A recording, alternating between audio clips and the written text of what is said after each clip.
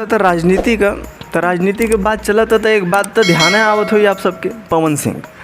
पवन सिंह जो काराकाट से जो खड़ा बहन तो उनका बातें कुछ लाजवाब हो भैया बाबू। उनसे मिले बदे जो हैं जो काराकाट में आए इतनी जनता आई न, सबसे ज़्यादा फैन तो उनका मेहरारू निकले, मतलब लड़की निकले सबसे ज़्यादा फैन। क्यों छते पर से देखा था, क्यों यहाँ से देखा था, क्यों वहाँ से देखा था। अरे बाप रे बाप, हद हो।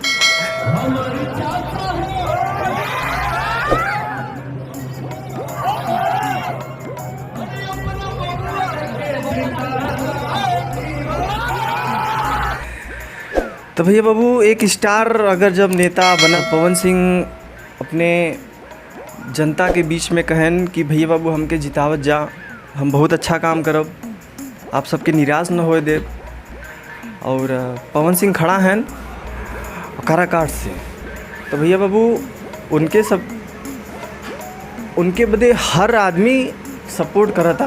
पवन सिंह जी को कौन नहीं जानता है। हम ई एगो छोट भाई के नाते ना, एगो कलाकार के नाते ना, एगो एज ए ऑडियंस हम कहब कि पवन सिंह जी के नहीं जानत।